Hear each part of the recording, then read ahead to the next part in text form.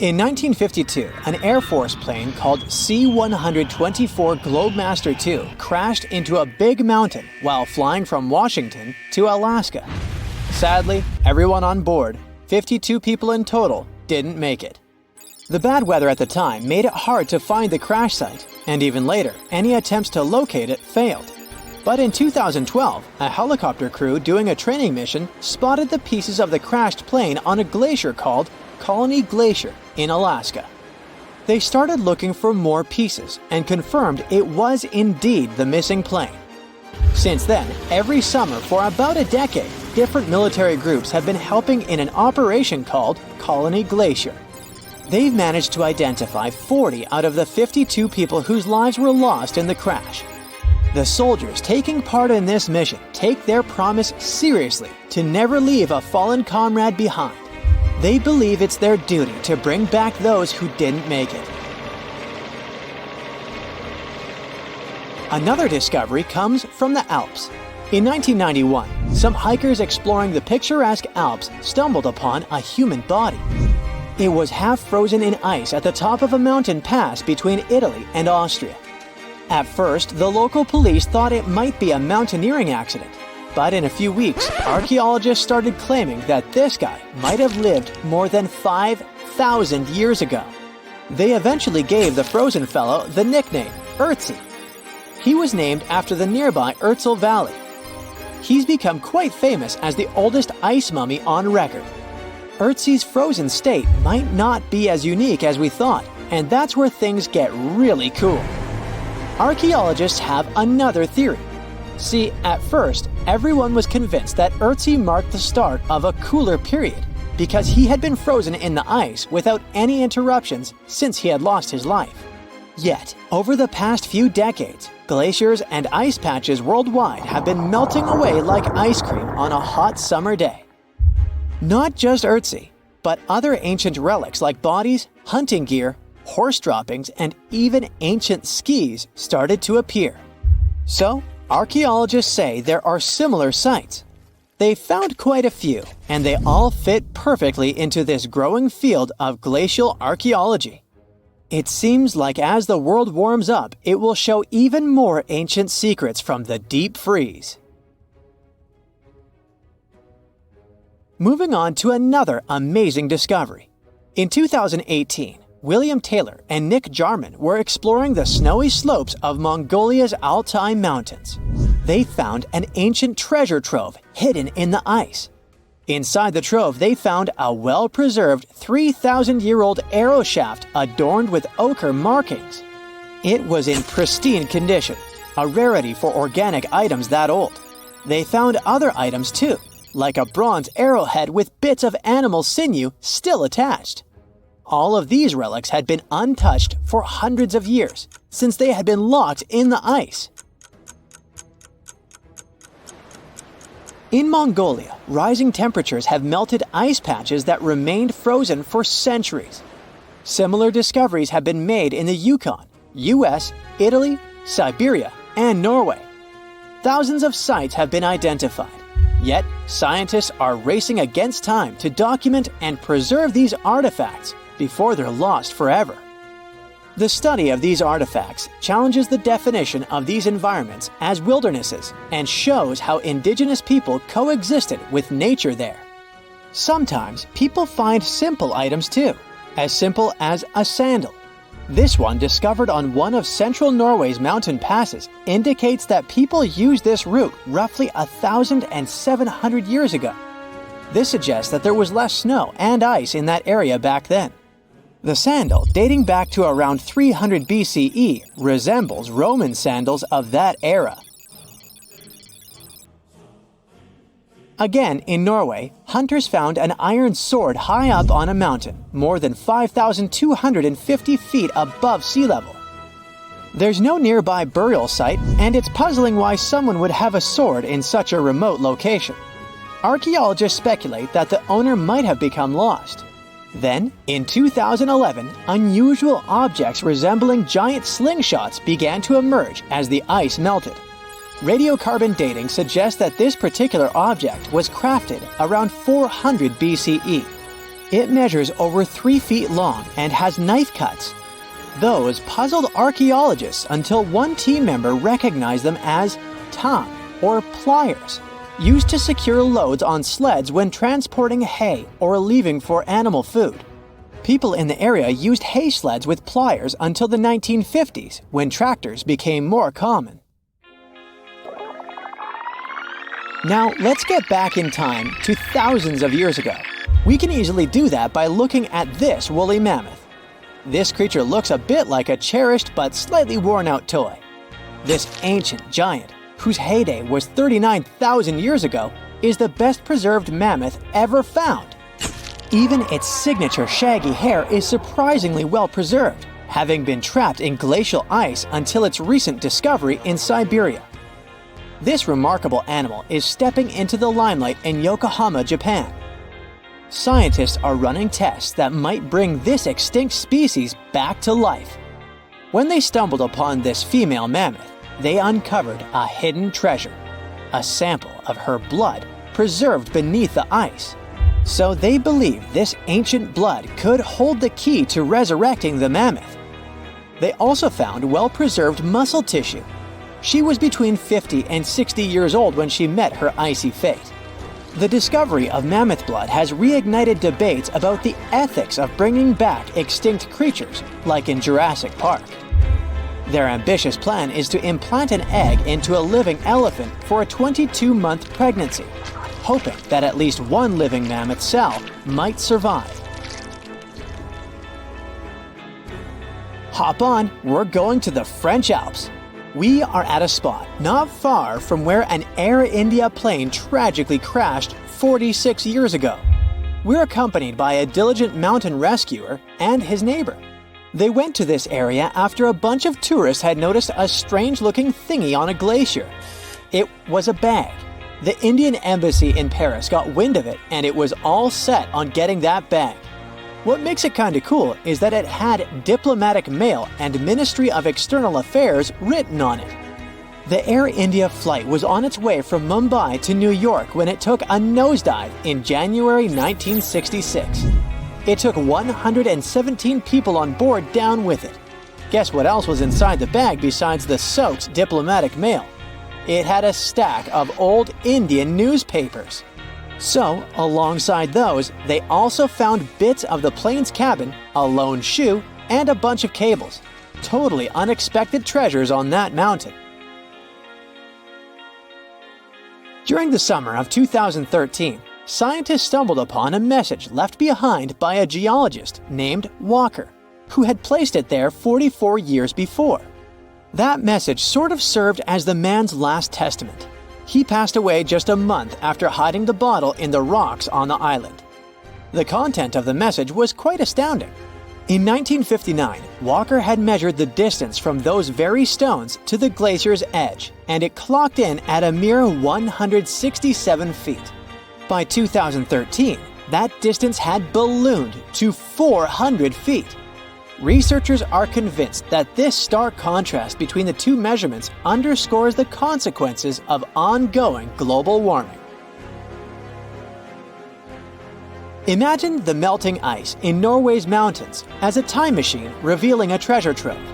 Nearly 800 Viking artifacts tucked away for over 1,000 years have been unearthed. They give us a peek into the bustling trade networks of the Viking era and the critical role of the mountain passes in this ancient commerce. Among the finds are leather shoes, cozy woolen mittens, stylish tunics, feathered arrowheads, horseshoes, walking sticks, and kitchen gadgets from the Viking chef's toolkit. There are even Viking pack horse souvenirs.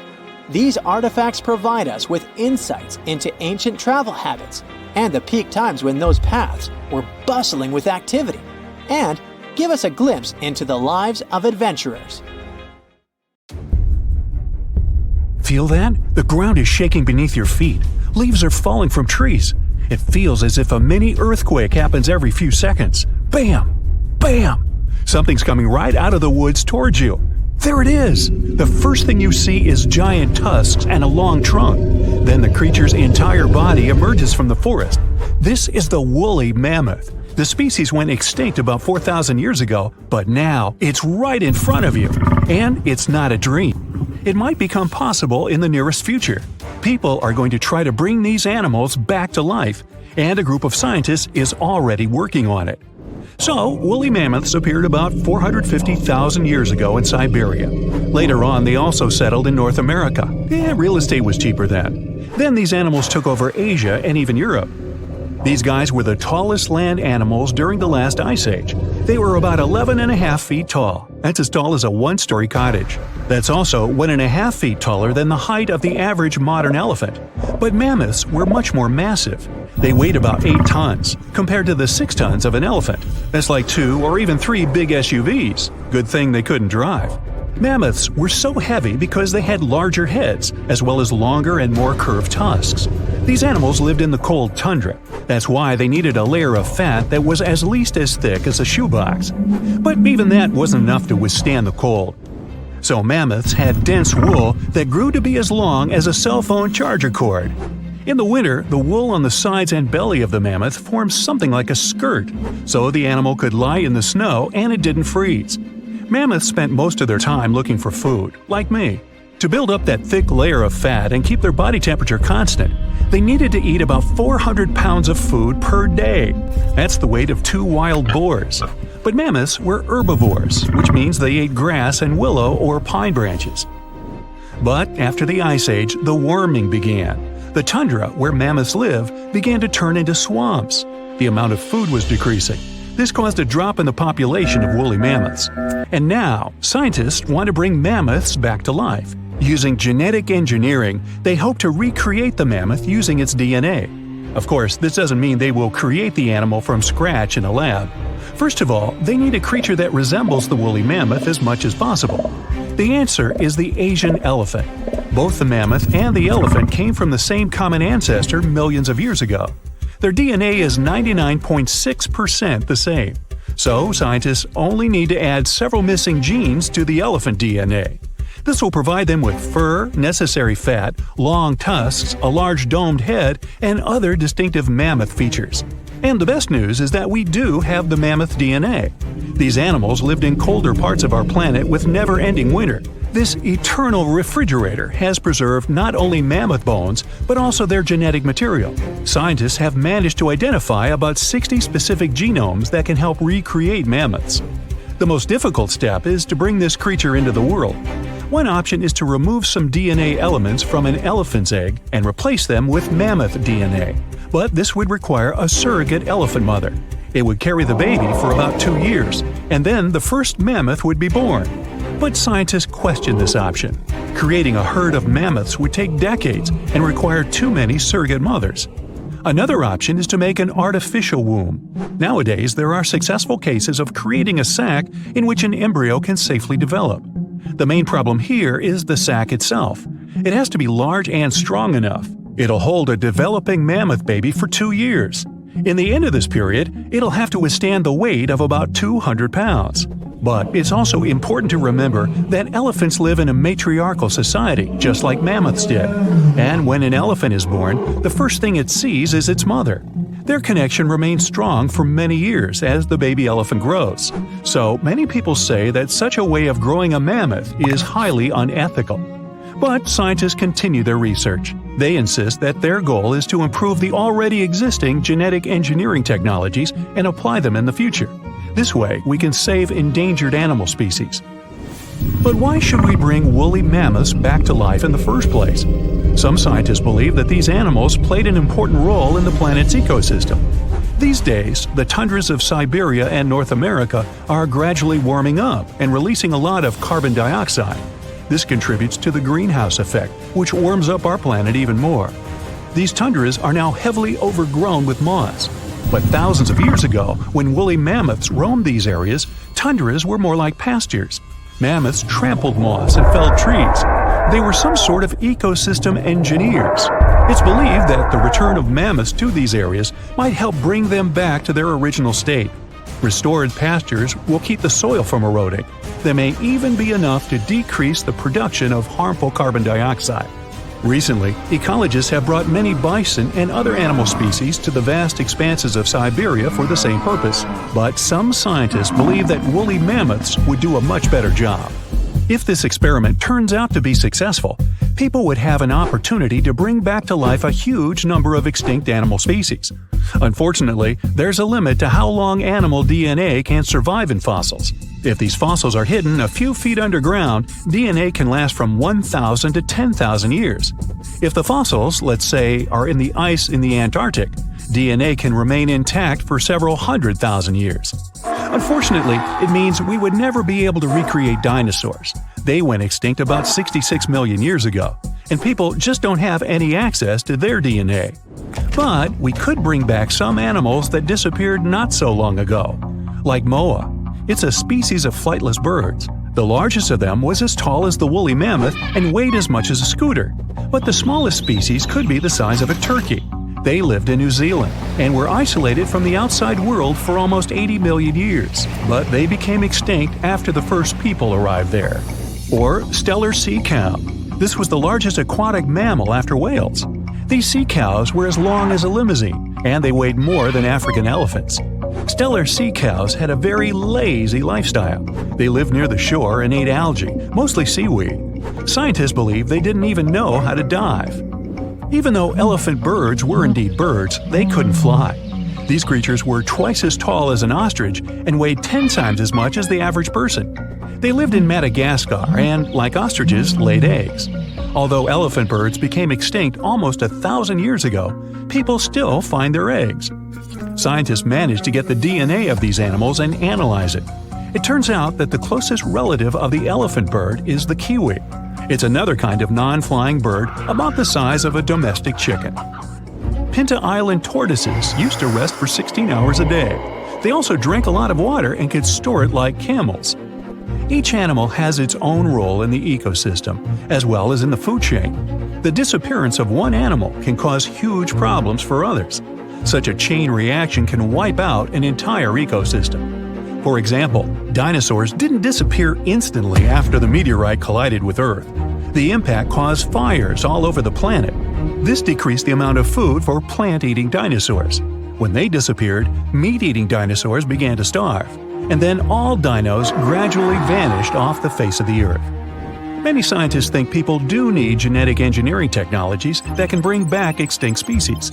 The pace of climate change on the planet is getting too fast for some animals to keep up with it and survive. Human intervention in this process could save many lives. This technology might also help recreate people if something happened and all life on Earth got wiped out. If we could preserve our DNA, our species could be brought back to life. By who? Antarctica. It was once a green land full of dinosaurs, but now it's a frozen continent bigger than that of the US that doesn't belong to anyone. It isn't hard to find. Wherever you go, just go south until you get to the big icy thing at the south pole of our planet. It lies within the Antarctic Circle, and it's the largest single mass of ice on Earth. The continent is bigger than the US and even bigger than all of Europe. And still, Antarctica was officially discovered recently. Scientists hadn't known of its existence until 1820. After the discovery, it took another 2 decades to confirm it was a whole new continent, and a few more decades after that to decide on a name. In Antarctica, anti means the opposite, so Antarctica literally means the opposite of the Arctic. Now, even before scientists discovered the land, ancient Greeks already theorized that there must be a southern continent to balance out the Arctic in the north. Also, some scientists who studied Polynesian artwork and oral history believe that Polynesians found the continent over a millennia before the Europeans did. Anyways, today we all know of this icy land at the South Pole. Because of its location, there are just 2 seasons there, summer and winter, and both last 6 months. In summer, it's a bit warmer, and the continent exists in pure daylight. And in winter, it's dark all day long. 98% of Antarctica is ice. This continent alone stores 60% of the planet's fresh water. And yet, despite all those water reserves, Antarctica is the biggest desert in the world. By definition, a desert is an area with sparse vegetation and little snow or rain. Notice that plenty of sand isn't a necessary condition here, even though the continent does have some sand and even sand dunes. It also gets a lot of wind. Antarctica is the windiest continent on Earth, and wind speeds can reach 200 miles per hour. That's even faster than hurricane winds. The little snow the land gets never melts. It just builds up over time, for centuries and millennia. So there's a thick ice layer there. This makes Antarctica full of hidden secrets. There's a whole new world underneath its ice. For example, there are a lot of mountains on the continent that are like 9,000 feet tall. It's taller than 3 Burj Khalifas stacked on top of each other, if we must, and that's currently the tallest skyscraper in the world. But we don't see all those mountains because they're all hidden under the ice sheet that's almost 16,000 feet thick. There's also a lake down there, beneath over 11,000 feet of snow. The lake is called Lake Vostok, named after Vostok Research Station, under which it's located. Originally, it was just a hypothesis. Over a century ago, a scientist suggested that the huge pressure created by tons of ice could decrease the melting point of ice in the lowest layers of the ice sheet, creating liquid water, which could form a lake. He didn't prove his ideas in his lifetime, but others continued his work and confirmed that this theory was true. There's also a canyon in Antarctica, hidden underneath huge masses of snow too. It's deeper than the Grand Canyon we have in Arizona. There is a mountain range that divides the continent into 2 parts, East Antarctica and West Antarctica. The western part of the continent is experiencing higher temperatures and is starting to melt. If West Antarctica melts and releases its stored water, it will raise the average global sea level by about 16 feet. That will be enough for some cities all over the world to completely disappear. Perhaps the first to turn into a water world will be Thailand's capital, Bangkok, which is just 5 feet above sea level. Then it will be Amsterdam in the Netherlands, followed by Ho Chi Minh City in Vietnam, Cardiff in the UK, and New Orleans in the US. People do a lot of work in Antarctica now, residing there for many months at a time to study this mystery of a continent. Over the years, even a few children were born there. But it's not a country, and the land doesn't belong to anyone. It's governed by the Antarctic Treaty System, an agreement of peaceful research and collaboration that suspends all territorial claims. It was first signed by 12 nations, and now there are 59 supporters, half of whom have decision-making powers. The continent is occupied all year round by researchers from all over the world. There are about 5,000 people living there in summer and about 1,000 in winter. Yet no one is a permanent resident there. People come and go, and the scientists take turns spending time there. The average yearly temperature there is negative 30 degrees. But there was a time when Antarctica was about as warm as Melbourne, Australia is today. It was about 40 to 50 million years ago. I wasn't around then. But the continent had green forests and dinosaurs roaming its land, chilling in the sun in a 63-degree Fahrenheit environment. That was before penguins. In our age, it's so cold that you won't even find any trees or bushes in Antarctica, just the snow. The only plants that can thrive in such extreme temperatures are lichens, moss, and algae. People can't stand such freezing conditions for lengthy periods of time either, so the continent has never had any indigenous population. Well, that is, if we don't count penguins, seals, whales, and a few other types of birds that live there now. Antarctica's fauna is the scariest and least diverse on the planet because only a few organisms can withstand its harsh conditions and because non-natives aren't allowed to be brought there. So, if you decide to travel to Antarctica with your cat, well, you can't. Hey, I don't make the rules. But those few species that live on the South Pole totally own the place. There are no more than 5,000 people there and around 20 million penguins. They are a kind of settlers, though. Penguins' first ancestors lived in Australia and New Zealand. There are still a few penguin species there, including the smallest penguin on Earth that is just 1 foot tall. Still, most of the penguins migrated to Antarctica at some point, possibly because they were attracted by the greater food supply there. It's not the cold that made them like the land. It turns out, most penguins leave the continent when the summer ends.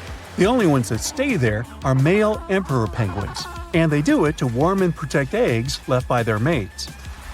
But where do all the other penguins go? At first, it was a big mystery even to scientists. But then they attached some tiny location devices to the legs of a few of these animals and figured it out. Penguins go to live in the southern oceans while it's too cold in Antarctica. None of them go ashore for half a year until they get back to the continent. When they come back, it's when those eggs, left for male penguins to nurture, start hatching. And so, penguin families can be together when it happens. Penguins eat different fish, and the ocean is full of those despite its cold temperature. In some areas, water can reach below freezing temperatures because it's salty. But fish don't freeze there because they have antifreeze proteins in their bodies. Then there are also about 1 million seals in Antarctica. They like fish too, and they can hold their breath underwater for 2 hours. They see way better underwater than in the bright light of the day, and they also use their whiskers to locate food. Their breathing holes in the ice can freeze while seals are away, and they must use their teeth to make a new one.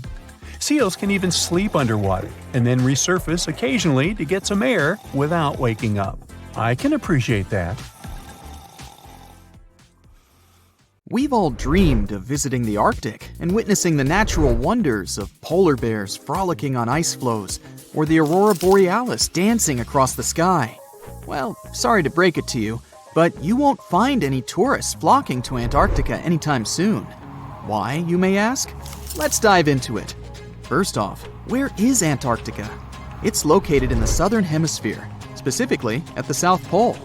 The Southern Ocean surrounds it, and most of the continent is covered by ice, making it one of the most remote and frigid places on Earth. Now, have you ever met someone who's visited Antarctica? Probably not. It's one of the least visited places on the planet, and only a handful of lucky explorers have seen its interior, which is mostly made up of glaciers and ice fields. But trust me when I say the wildlife and scenery are out of this world. Why shouldn't you travel to Antarctica? Well, for starters, the environment is incredibly fragile and can be easily damaged. Plus, there are no native human populations on the continent, so your travels would essentially be like visiting an uninhabited island. And let's not forget that it's also one of the most expensive destinations to travel to. Despite all that, Antarctica is not exactly guarded like a fortress, but there is an international agreement called the Antarctic Treaty. This treaty was negotiated to prevent any unwanted activity on the continent and bans some forms of testing done there by member states. But the primary reason we can't just waltz into Antarctica is that it has a delicate ecosystem that needs protection. The treaty states that Antarctica should be used for peaceful purposes only and should be free from any human activity that could harm the environment. Scientists are still learning about the continent's unique ecosystem, and our activity and machines could disrupt the delicate balance that exists there. If you're still itching to go to Antarctica, getting permission isn't exactly a walk in the park. U.S. citizens, for example, need to complete a special form and send it to the Office of Ocean and Polar Affairs. And once you're there, you'll need to follow some strict guidelines to protect the environment, like not disturbing any wildlife or taking souvenirs like rocks, plants, or animals. Now, technically, can you live in Antarctica? While there are no laws banning people from living there permanently, it's a very inhospitable environment and unsuitable for human habitation. Temperatures can reach -76 degrees Fahrenheit and below, making it nearly impossible for anyone to survive without the proper equipment and experience. Plus, the nearest piece of land is over 1,000 miles away, making any inhabitants completely cut off from the rest of the world. Who knows? Maybe one day we'll get the chance to visit this unique and fascinating continent.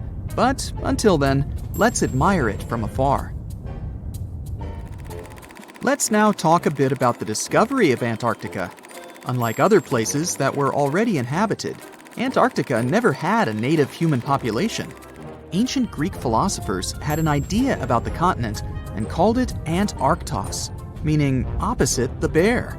The bears it refers to are not the polar ones though, but rather the Great and Little Bear constellations, which are only observable in the northern hemisphere. As a result, the term signifies the opposite of the land of the bear. Whaling and sealing voyages in the late 1700s and early 1800s would venture further south when rounding Cape Horn at the tip of South America. It was known that going further south often meant stronger winds, but also the risk of hitting floating ice of all sizes and of winds and seas that could prove dangerous to the ship and crew. Captain James Cook was the first to cross the Antarctic Circle on January 17, 1773, in the Ross Sea region. He reached a point further north a year later, and though he didn't sight land, he came to within 50 miles and saw deposits of rock held in icebergs, indicating that a more southerly land existed. The first sighting of Antarctica is widely acknowledged to have taken place in January of 1820, during the voyage of two ships under the command of Captain Fabian Gottlieb von Bellingshausen, as part of a 2-year exploratory expedition around the world to discover new lands. The captain's ships were the first to have crossed the Antarctic Circle since Cook. The first undisputed landing on Antarctica didn't happen until much later, on January 24, 1895, at Cape Adare during the whaling voyage of the ship Antarctic, led by Henrik Bull. A small boat with 6 or possibly 7 men on board rowed ashore during calm conditions. You might not believe it, but Antarctica is actually a desert. With all that ice, you'd think it'd be like a winter wonderland with snowball fights and hot cocoa all day long. When we think of deserts, we picture camels and cacti and people struggling to find water. But in Antarctica, it's a whole different story. The struggle isn't to find water, it's to find anything that's not covered in ice. And the average rainfall has been just over 0.4 inches in the past 30 years. That's like a few drops of rain compared to what we're used to. So technically, it's not the dunes or sizzling heat that makes a desert, well, a desert. It's the lack of precipitation. But don't worry, if you ever find yourself lost in Antarctica, you won't have to worry about getting thirsty. Just make sure you bring a jacket and some mittens, because it's cold enough to make you into a popsicle. Not only is Antarctica one of the driest places on Earth, but it's also the coldest, the windiest, and the highest. Talk about overachieving. The penguins and scientists down in Antarctica have at times found themselves in a bit of a pickle when it comes to time. You see, unlike the rest of us on this big blue planet, there is no Antarctica time zone. All the lines of longitude meet at a single point at the South Pole, making it a bit of a head-scratcher when trying to figure out what time it is. Now, you might be thinking, but how do the scientists and researchers keep track of time down there? Good question. They typically stick to the time zone of the country they departed from. However, with stations from all over the world on the Antarctic Peninsula, things can get a little wacky. Imagine trying to coordinate with your neighboring countries without accidentally waking them up in the middle of the night. You might think that not much could survive in a place where the temperature is extremely cold, the sun barely shows up, and the wind could blow you away faster than a tumbleweed. Well, as in many places on Earth, life found a way in Antarctica too. Believe it or not, this frozen continent is buzzing with activity. It's home to billions of krill, which in turn attract lots of seals and more penguins than you can shake a fish at. But don't let their cute and cuddly appearance fool you. Penguins are the ultimate swimmers, with streamlined bodies that would make Olympic medal winners jealous. They come ashore to breed and chill, but their real talent is stealing pebbles from each other and forming mathematically precise huddles to stay warm. Antarctica is also home to the largest species of penguin on Earth. It's called the emperor penguin. Sure, these creatures are flightless birds, but that doesn't mean they can't jump. In fact, some of them can leap up to 120 inches. And let's not forget about the seals. With their furry bodies and special songs, these marine mammals are protected by the Antarctic Treaty, and they're thriving in the cool waters of the Southern Ocean too. But the real stars of the show are the whales. During the Antarctic summer, these huge creatures show up in droves to chow down on the abundant krill. It's indeed like a whale buffet down there. A colossal iceberg, more giant than a city. broke away from Antarctica in mid-2021. It's so big that it's 40 times bigger than Paris and 73 times the size of Manhattan. Imagine that you come out of your small holiday shack on the coast of South Africa, near the town of Port Elizabeth. You have a cup of tea in your hand as you've just woken up. You stand near the edge of your lookout, the vast Indian Ocean before you. Something catches your eye. To the right, there is something so monumental, you can't comprehend it.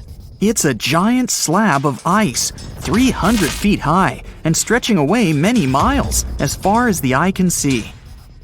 It rolls slowly, but relentlessly on, heading out into the deep sea.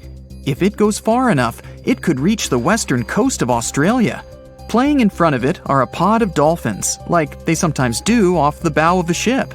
Yet they're just specks compared to the mammoth size. You're so shocked that you drop your cup. Your eyes are as big as saucers. It's like something out of a science fiction movie. Are you dreaming? Are you seeing things? Nope. It's A76. It's real, and it's currently on the move.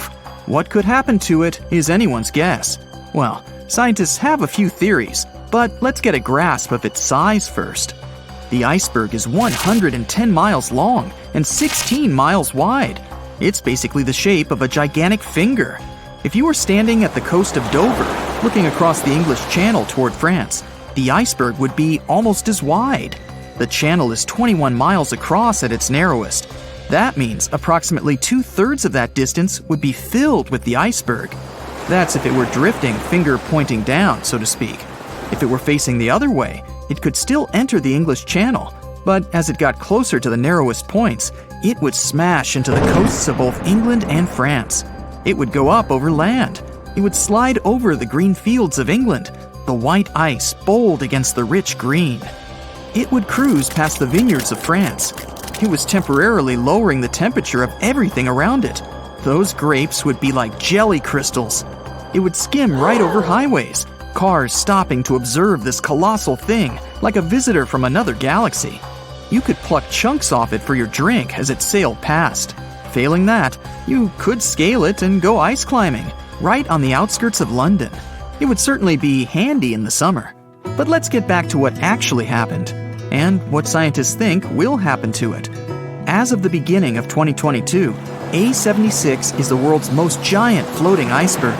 It was calved from the Filchner Ran ice shelf in Antarctica in the middle of May 2021. Ice calving, also known as glacier calving, is the breaking up of ice chunks from the edge of a glacier. It then pulls away from the ice mass into a separate entity. If you were nearby, you would hear a lot of cracking and a massive booming sound. Blocks of ice up to 200 feet would break free and crash into the water. It would cause huge waves. Not even adventurous surfers would want to tackle those breakers. Ice calving is a natural event. The area where A76 broke off has seen little change in recent decades. There have been even larger chunks of ice than A76, but this one is currently the largest in the world. Scientists at the British Antarctic Survey spotted it. There are satellite images of it breaking free, as captured by the European Space Agency's Sentinel-1A satellite. The size at the calving was an estimated 1,670 square miles. Right now, it's in the Weddell Sea around Antarctica. The Weddell Sea is part of the Southern Ocean. It was named after the Scottish sailor James Weddell, who entered the area in 1823. Scientists have deemed the Weddell Sea to have the clearest water of any sea. Imagine peering down into its depths from a boat. What a fantastic view it must be. The area is full of whales and seals. As you look down, you may see killer whales, humpback whales, minke whales, leopard seals, and crab-eater seals. And if you look towards land, you'll likely see a colony of Adelie penguins. They're the dominant penguin species in this area because they adapt to the harsh environment. In fact, this is the only location in the world they live.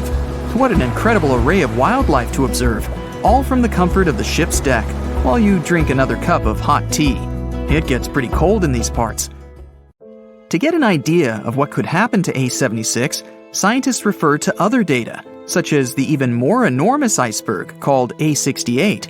It was calved from the ice shelf known as Larsen C off Antarctica in 2017. While it may be exciting, though a little daunting to think of it also sailing up the English Channel.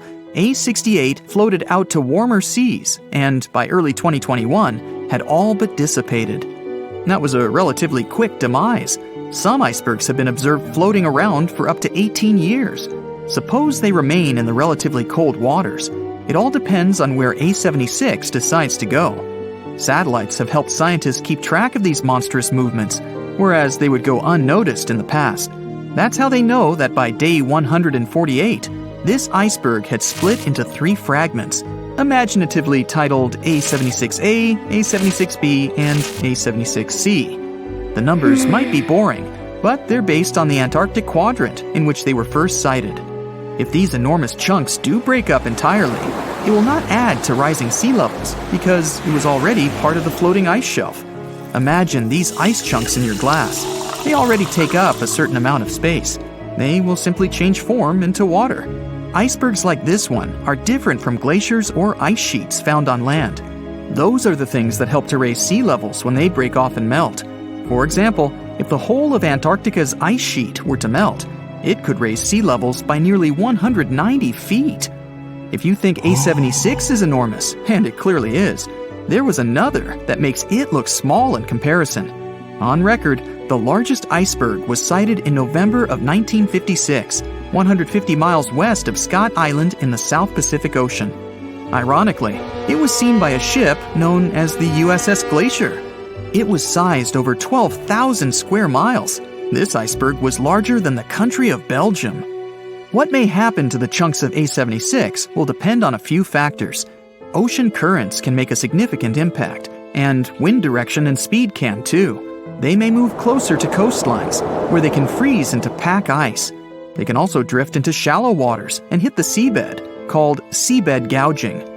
The deepest part of the iceberg can act like the keel of a boat.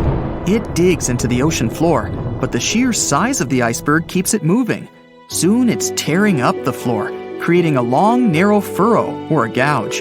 Fish would scatter, the earth would shake, the noise would be tremendous. It's actually quite common in offshore environments near where ice is found. You would not want to be scuba diving nearby when one of these rips through. However, it would make for a spectacular sight. Generally, icebergs deteriorate through melting and fracturing, which, as you can imagine, changes the mass and the surface area. Combined with wind and ocean currents, it can make iceberg modeling difficult. As for A76, we'll just have to wait and see. Before we go, let's return to our imaginary voyage down the English Channel.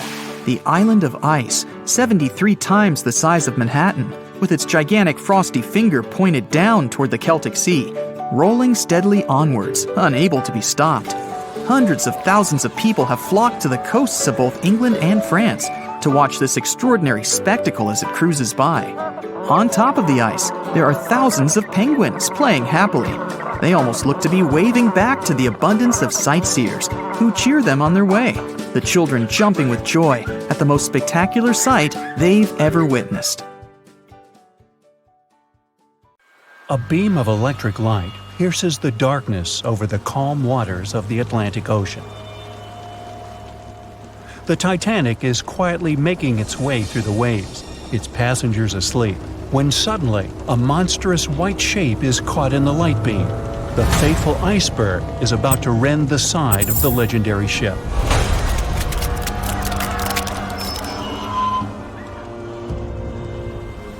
April 14, 1912, only 2 days before someone will take a photo of a giant iceberg with a pretty unusual elliptical shape. It turns out that this iceberg most likely formed out of snow that fell 100,000 years ago. Researchers used computer modeling to figure out its origin. They used data from 1912 and added some new information about winds and ocean currents. They concluded that the iceberg was probably a part of a small cluster of glaciers in southwest Greenland. These days, it's possible to calculate the routes of such icebergs in any given year in the past. So the infamous chunk of ice was on its way from Greenland to an area further south from Cornwall. If the ship had passed through that region only 2 days later, the iceberg would have moved far away from the point where they met. At first, The weight of the most well-known iceberg in the world was 75 million tons. With time, it started to slowly melt away. And when it sank the Titanic, its weight was only 1.5 million tons. By the time of the collision, it had probably been melting for months, but it was still a true monster. When the Titanic sank, the iceberg was 400 feet long, and more than 100 feet of its surface was above the water. Some people believe it was a supermoon that caused the Titanic to sink.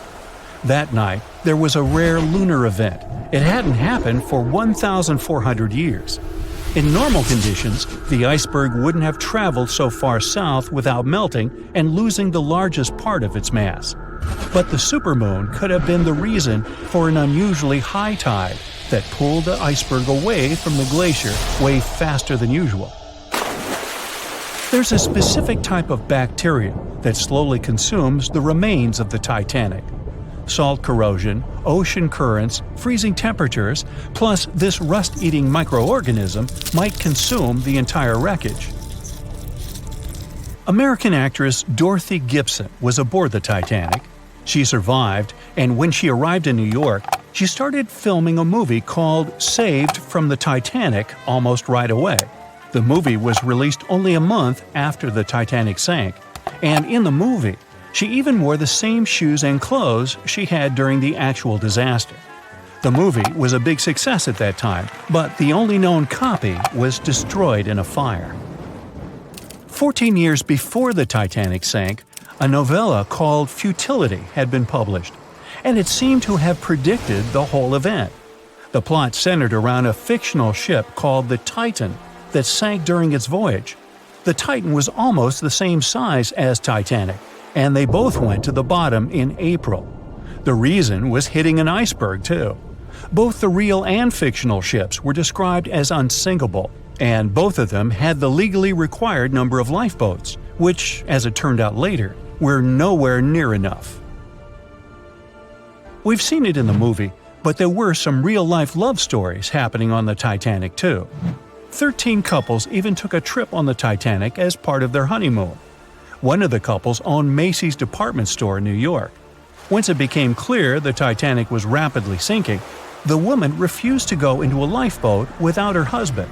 But he didn't want to join her while there were still women and children who he thought had to go first. Then his wife gave her coat to her maid. She insisted that the maid should get into the lifeboat, and she wanted her to be warm. As for the woman herself, she decided to stay with her husband till the end. Some people believe Titanic sank because of a mummy, not an iceberg. It all started around 1000 BCE with a mysterious woman who lived in Egypt, in the City of Thieves. People knew little about her, but they called her a priestess. Her mummy was put in a wooden sarcophagus and covered with a large lid with the image of her face and some mystical inscriptions. This place had been hidden until the first half of the 19th century, when a group of locals accidentally came across it. They disturbed her peace. No one knows how, but the mummy disappeared that day without a trace. A couple of decades later, a group of rich friends from England traveled to Egypt and found the empty mummy casket with the image of the priestess, whose dark eyes seemed to be looking into the void. They decided to buy it, but the buyer disappeared the same night before he even got the case. All members of the group had some accidents. The casket changed its location a couple of times until it, as some believe, ended up on the Titanic. It took more than 70 years for a robot submarine to find the ruins of this legendary ship. The wreck lies nearly 13,000 feet under the surface of the Atlantic Ocean, split into two halves. Why did the liner break apart? No one knows exactly. Some think it happened because of the water that got inside when the ship collided with the iceberg. The pressure was so powerful it separated two parts of the vessel, starting with the ship's bottom structure. Others say it was because of the hull rivets. They had a high concentration of slag or smelting residue, and that's something that can cause the metal to split apart. The ship generally had many flaws, starting with the design. The watertight bulkheads weren't completely sealed on top. This allowed the water to flow between the compartments and, in the end, sink the vessel. The iron of the ship's rivets and steel of the hull ended up ruined because of high sulfur content, cold temperatures, and high speeds. The steel shattered and the rivets popped out quite easily. Because of this, Titanic sank 24 times faster than it would have otherwise. If the ship had hit the iceberg head-on instead of ramming it with its side, it would have probably stayed afloat. How come the crew members didn't have binoculars? It would have surely helped them spot the iceberg on time and maybe even avoid the disaster. But the binoculars on the Titanic were locked in a storage cabinet. Only one crew member had the key, and he had been transferred off the ship right before it set sail. He later said he hadn't remembered to hand over the key. But even without the binoculars, the ship might have had some time to change course and avoid the collision if the crew had gotten some warning. But that's the thing, someone did warn them. About an hour before the incident, a ship that was relatively close to Titanic, the SS Californian, sent a message to inform them it had stopped because of dense ice field. But the warning never got to the Titanic's captain. Some experts say it was because the radio operator didn't think it was that urgent. And later, the SS Californian said they didn't get a call for help from the Titanic because their radio operator was off duty. Some say the crew on the Titanic couldn't spot the iceberg on time because of an optical illusion. Atmospheric conditions that night probably caused super refraction, which could have camouflaged the berg. After all, no one actually saw the iceberg until it was too close to the ship to somehow avoid the crash. Not even a whole minute passed between the moment they saw the iceberg and the collision. It was only 37 seconds, and it took Titanic 2 hours and 40 minutes to disappear below the ocean's waves.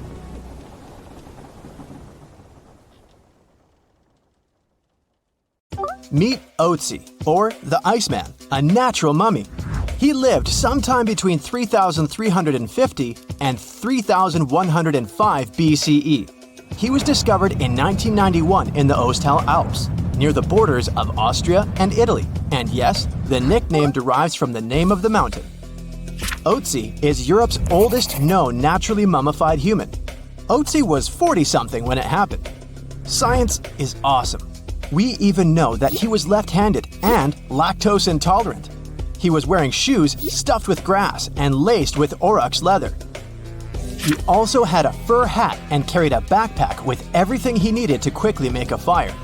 His body is now kept in a special room at a constant temperature of negative 21 degrees Fahrenheit. These days, Ötzi is kind of a celebrity, featured in numerous documentaries and books. A decades-old mystery is solved. In 1942, Marceline and Francine Dumoulin left their home in southwestern Switzerland to get some food, but they never returned. No one knew what had happened to them.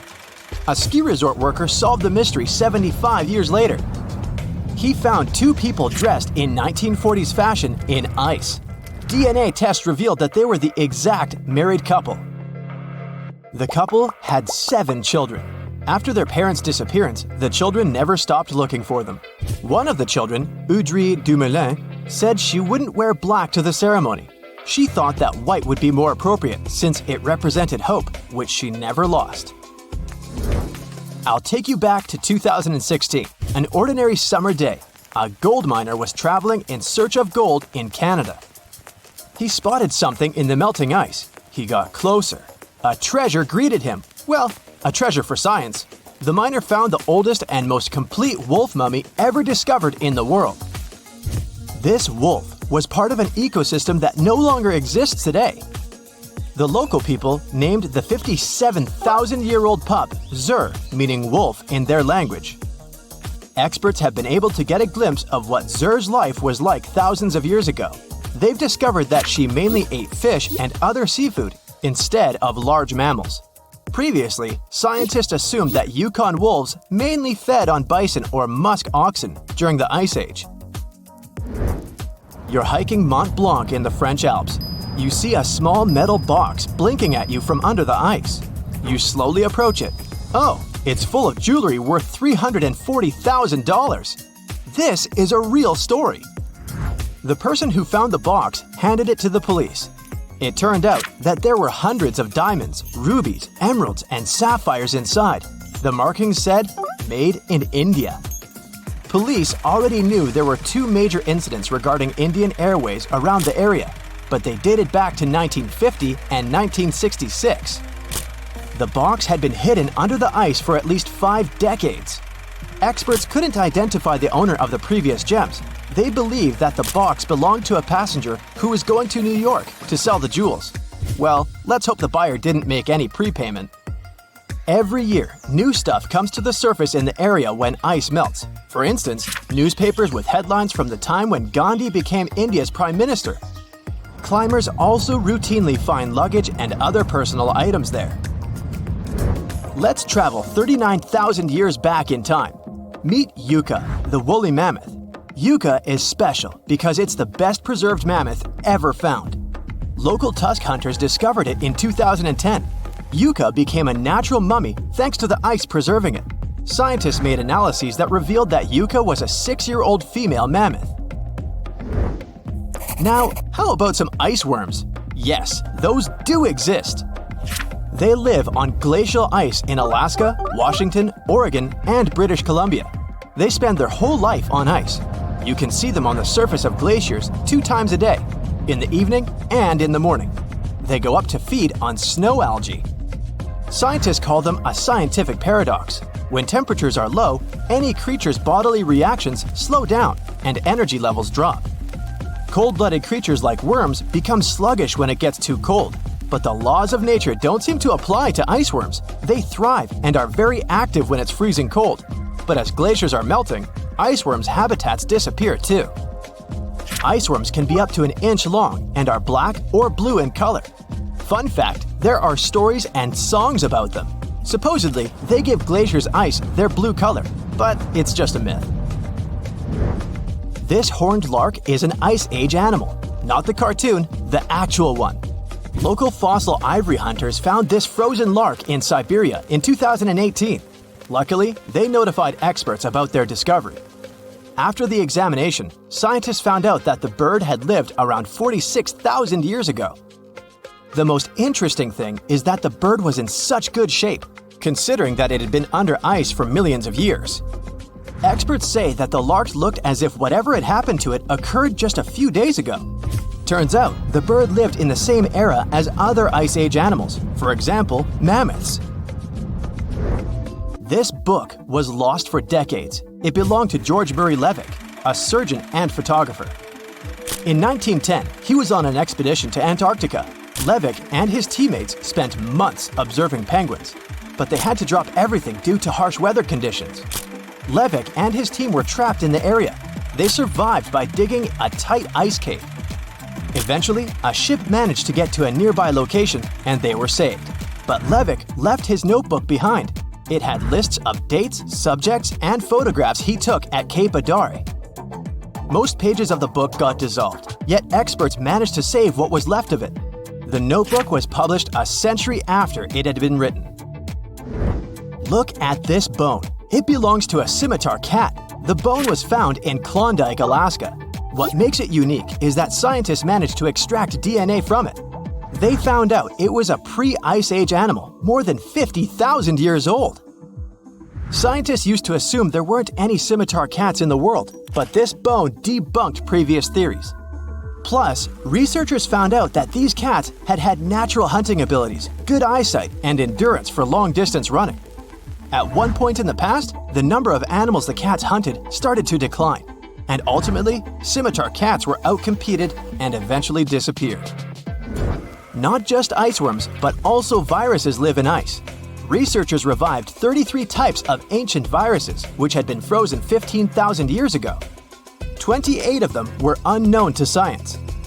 It might sound a bit scary, but scientists say that these viruses are unlikely to harm people. You can put your doomsday pack aside. Before, viruses even older than these ones were revived without any problems. For instance, in 2014, scientists found a virus that was around 30,000 years old in, guess where? Yes, Siberia. But microbes that can cause problems do concern scientists. For example, after a heat wave in 1941, bacteria got out of a frozen reindeer carcass trapped under Siberian permafrost. Several people living in a nearby village were hospitalized because of the effects of the virus. Who knows what other viruses can be trapped in older permafrost layers? Well, let's hope they remain where they are. Fingers crossed. Bonus: in the 1960s, an underground facility was built in Denmark. The details of the project were first revealed only in 1995. When the facility was decommissioned in 1967, its infrastructure and waste were left untouched. Authorities probably thought that the facility would be forever entombed by snow and ice. But studies claim otherwise. When the ice melts, the camp will reappear, and so will everything in it. Let's hope nothing unpleasant comes to the surface. There's not much to do in Antarctica except scientific work. You could check out the wildlife, like some cute penguins and seals, and you'd get to see the occasional whale swimming around. Antarctica is one of the biggest lands out there that's only inhabited by scientists and researchers from all over the world. These scientists dug a hole through some pretty thick ice to study the ancient air and how the atmosphere cleans itself. They used a special drill and dug a clean cylindrical hole 450 feet below the surface. Some of this ice can be up to 800,000 years old and is a good indicator of what the climate was like in the past. It's like checking out tree rings to determine how old a certain tree is, except it's more complicated than that. After the effortless digging, they decided to drop some ice to the bottom of the hole to see what would happen next. They heard some really unusual sounds.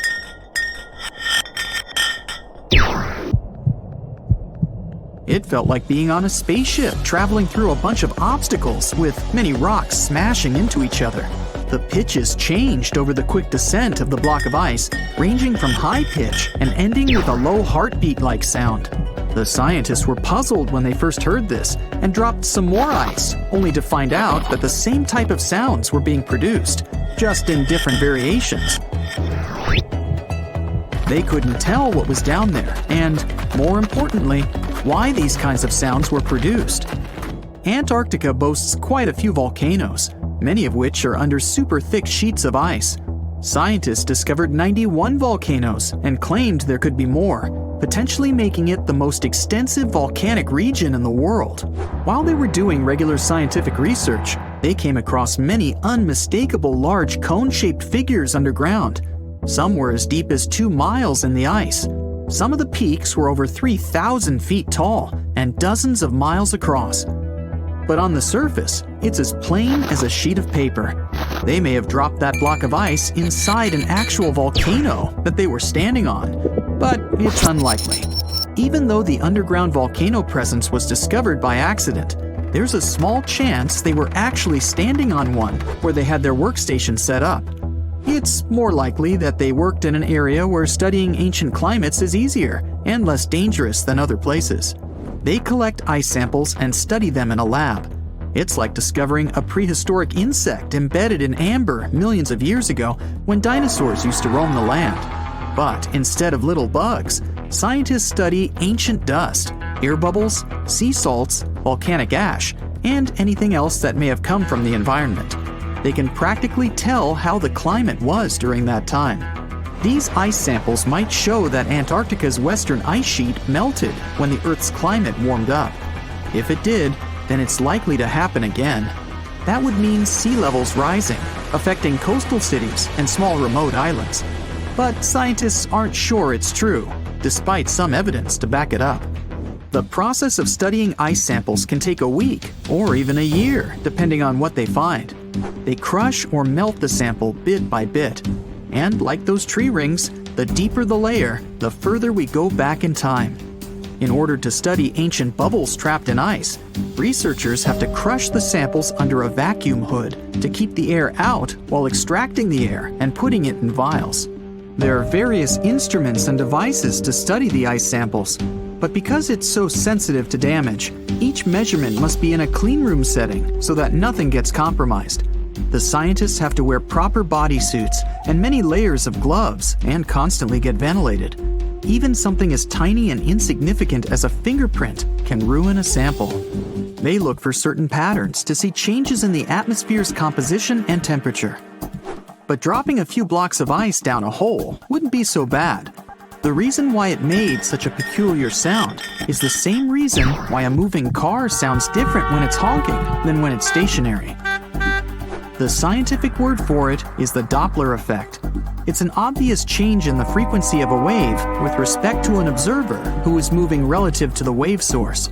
The effect doesn't mean the frequency of the sound changes, it just shifts. And this can be said about other types of waves, like water and light. But sound waves are the most popular ones when it comes to the Doppler effect.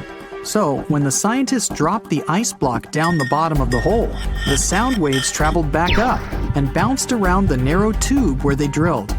That's why they got the pew pew sound. Let's not forget that this ice block traveled 450 feet beneath us. Oil ships dig holes in the oceanic crust that go thousands of feet beneath the Earth. The Kola Super Deep Borehole in Russia is the deepest hole ever made by humans.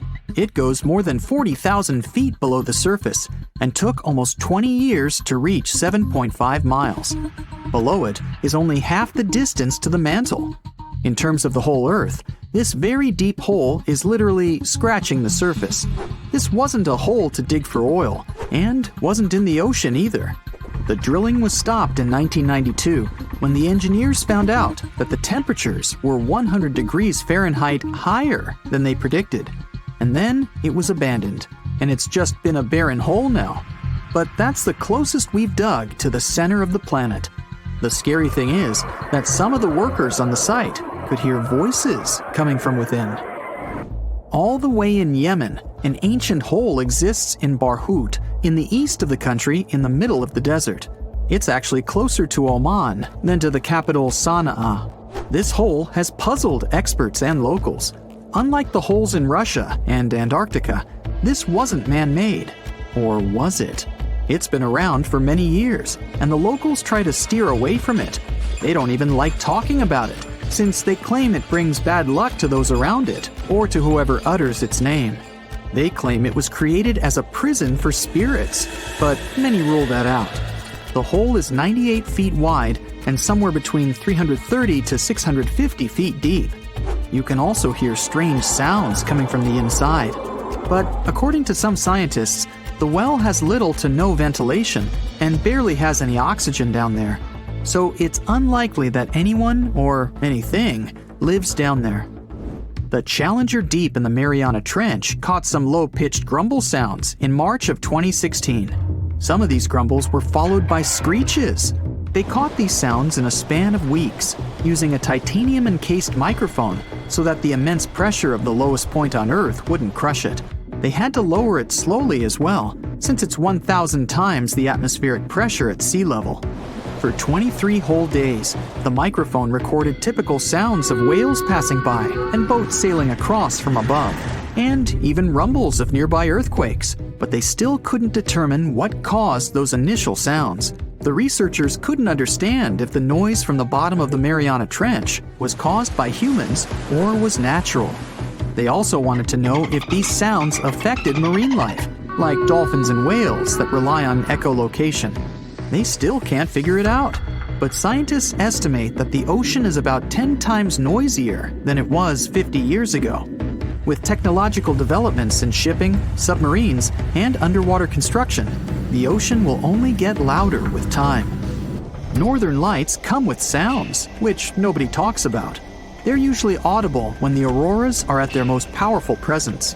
Scientists were always puzzled as to what caused the faint popping and crackling, even though they were very far above us. They used some special microphones and found out that the sounds came just 230 feet above us, which is pretty low. They're caused by electrical charges gaining power in a specific region of the auroras. The electrical charges are disturbed by magnetic storms that fire up the northern lights. As a result, some tiny sparks are released into the atmosphere, causing the faint crackling and popping noise. So what comes to your mind when you hear the word Antarctica? Most likely, cold, snow, ice, and penguins. Yet, this is one of the least explored regions in the world that hides many strange and unique things. Check them out. You don't have to go to Antarctica to see this weird thing.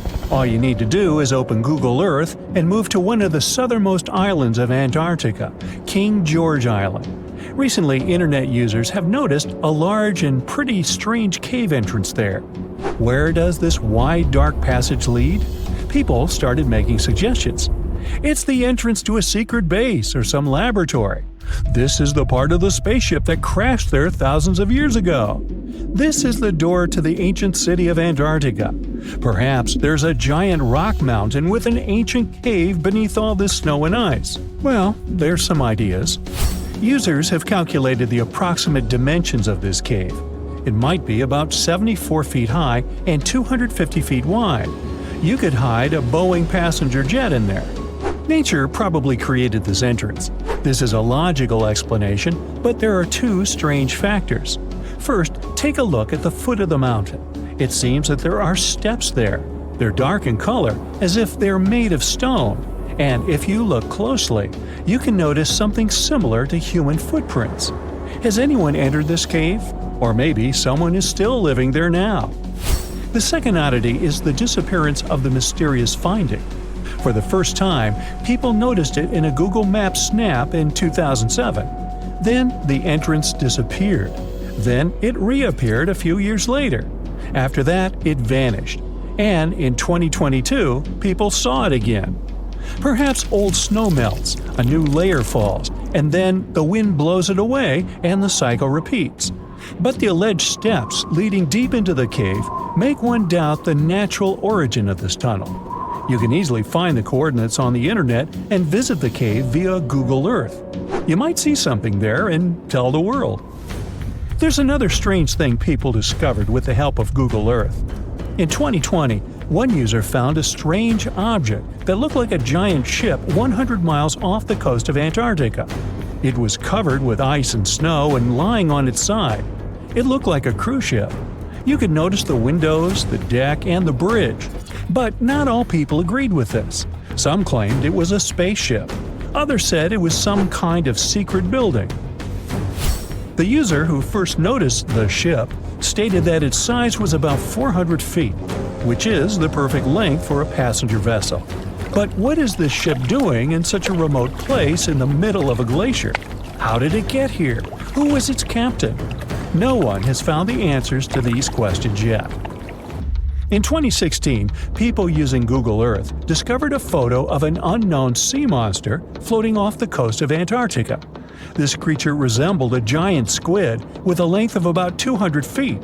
This is slightly shorter than 3 train cars. Just imagine this kraken swimming in Antarctica's dark, icy waters and dragging to the bottom everything it meets on its way. Maybe it's the great and terrible Chulu, or one of its offspring. You will quickly notice this blood-red waterfall among Antarctica's endless, dazzling white landscapes. Don't worry, it's not blood. For many centuries, the waterfall has been painting snow in a bright red color. The stream flows straight out of a white iceberg. Let's look inside and find out what's happening there.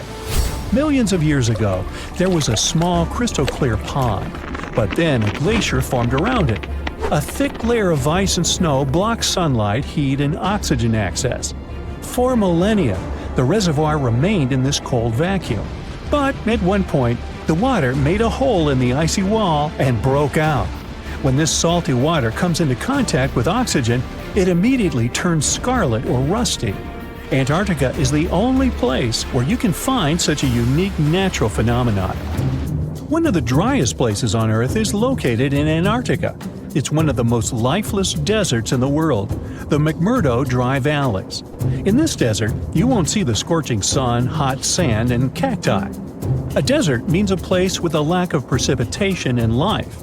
The McMurdo Dry Valleys meet these parameters. But this place is also unique for Antarctica, since you won't find glaciers there. Despite the frost, ice can't form in the desert because it hasn't rained for millions of years there. It also never snows. A strong wind coming from the mountains reaches speeds up to 200 miles per hour. It would be difficult for you to stay on your feet there. The wind is filled with moisture. It heats up and evaporates all the liquid and snow in the desert because of its high speed. Only dry air reaches the ground. But you can find several lakes there. They don't freeze, only thanks to the high concentration of salt. The water is so salty that large life forms can't develop there. But scientists have found microscopic organisms near the lakes. 20 million years ago, Antarctica was filled with swamps and trees and swarming with insects and animals. But now, it resembles the surface of Mars, literally. Scientists and astronauts are exploring such regions as the McMurdo Dry Valleys, since the natural conditions there are similar to those on the Red Planet. So, before you go to Mars, you can practice living in similar places on Earth. Also, scientists discovered an underwater world in the Antarctic filled with hundreds of amphipods, crustacean animals similar to shrimp. Wait a minute, it happened in the Antarctic? But the McMurdo Dry Valleys are located in Antarctica. Well, the words are very similar, but what is the difference? Oh, and don't forget the Arctic. The Antarctic is the region in the southernmost part of Earth that houses the continent of Antarctica, and the Arctic is another land altogether. They have the same natural conditions, frost, ice, and snow, but they're located in different parts of the planet. The Arctic is at the North Pole, Antarctica is at the South Pole. Now, back to the discovery. Scientists put forward theories that the ice of the Antarctic hides a vast network of freshwater rivers and lakes. And in 2022, they found a new ecosystem. Researchers explored the Antarctic Ross Ice Shelf and its underwater rivers. This is a massive piece of ice floating in the ocean. A team from New Zealand used a special drilling rig equipped with a hot water supply to drill a hole 1,640 feet deep. That's more than the height of the Empire State Building. Then, they lowered some video cameras and saw thousands of crustaceans swimming in different directions. So it seems they're very unorganized. In the waters of the Antarctic, you can also meet some of the scariest creatures on the planet. These are sea spiders. They got this name because they resemble land spiders, but they're actually a species of marine arthropods. And unlike land spiders, those in the ocean are much larger. They look like 8 strong legs without a body. One such spider can be a dinner plate in width. Some of them have no eyes and have proboscises instead of jaws. Sea spiders are poorly studied because they live in deep, cold waters. Antarctica hides many little-known animals. There are long tunnels in its glaciers leading to scary darkness. On this cold continent, people have found the remains of giant dinosaurs and other ancient creatures, such as the ancestors of modern ducks. Many underground rivers and lakes hide unexplored wildlife. Even the ice here can be weird. Take a look at these striped icebergs. They have blue, black, green, and turquoise shapes. The color depends on the conditions of the water during freezing. For example, green lines appear because of algae. Blue ones form when the water freezes too quickly. Okay, I'm freezing. Time to go thaw somewhere warmer. Hawaii. Yeah. This sleek, state-of-the-art submarine named Ran was sent to explore the depths of Antarctica. But as soon as it discovered something, it mysteriously disappeared. So, what happened? It all started when scientists wanted to explore one of the most remote and mysterious places on Earth, the Dotson Ice Shelf in West Antarctica. This ice shelf, silent giant, stretches 30 miles wide. That's almost the length of New York City. It stands between 2 icy promontories, the Martin and Bear Peninsulas, and it hides an entire world of geological mysteries. If you think that Antarctica is nothing but a desert of super thick snow and ice, you're wrong. There are entire landscapes hidden deep down there. The underside of the Dotson Ice Shelf is a rugged, dynamic terrain shaped by the slow, relentless forces of nature. There are towering ice formations, deep troughs, and bizarre structures stretching for hundreds of feet. Scientists are super curious about it, but as you can imagine, this landscape isn't easy to explore at all. To find out more, we have to scan the area with satellites or try drilling through the snow, trying to collect the big picture, piece by piece. But these methods only gave us vague hints. The real breakthrough happened when scientists came up with the idea to let the submarines explore it. Autonomous submersibles could swoop deep into the icy waters beneath the Dodson ice shelf and tell us what's up down there. These robotic explorers have fantastic advanced sonar systems. It's that thing that bats or dolphins do. They can use sound to see the world. Basically, they send out sound waves underwater, and when those waves hit something like the ice shelf above or the seafloor below, they bounce back to the system. Animals feel how long it took for the sound waves to return and how they changed. And this helped them understand what's located where. For example, clicks that dolphins send out tell them where the fish are. We copied this crazy evolutionary trick and adapted it to our underwater exploration. Only our version is much cooler, with a higher level of precision, so we created detailed maps of the environment. The Ran submarine was one of those robotic explorers. It was named after the Norse deity of the sea. Ran had been meticulously programmed to navigate a treacherous landscape of Antarctica. But even with all this training, its journey led to an unexpected and eerie end. In 2019, Ran was sent to explore the depths beneath the Dodson ice shelf. It was a hero, the first one to go on a mission like this. The team said it was like seeing the other side of the moon.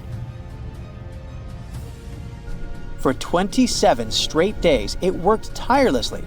It traveled over 620 miles beneath the thick ice. That's like a journey from Paris to Berlin. Ran went further and deeper than anyone could have imagined. At one point, it reached over 10 miles into the glacier's belly, and what it discovered down there was astonishing. Scientists thought there would be some smooth, uniform ice surfaces, but Ran revealed an underside marked by huge cracks, ridges. There were formations that looked like sand dunes, frozen in time. And finally, it found some mysterious swirling and teardrop-shaped patterns. They all looked more like art than geology. This actually tells the story of ice shelves and the ocean around it. Warm water sneaks in under the ice and melts it from below. Sometimes it smooths the ice out, but other times it carves out these weird, uneven shapes that look like patterns and drawings. And some of these shapes are huge, over 1,300 feet long. That's about 3.5 football fields. The reason why they look like swirling doodles is because the Earth spins. It makes the water turn in special ways, bending the shapes and drawing these spirals. It's called the Coriolis effect. Imagine you were on a merry-go-round and tried to throw something like a ball. It would go in a curve, not a straight line. Same thing happens with the water on Earth. Later, scientists found similar patterns in other Antarctic ice shelves, though they weren't as epic as the ones under Dodson. But Ran also discovered something horrifying.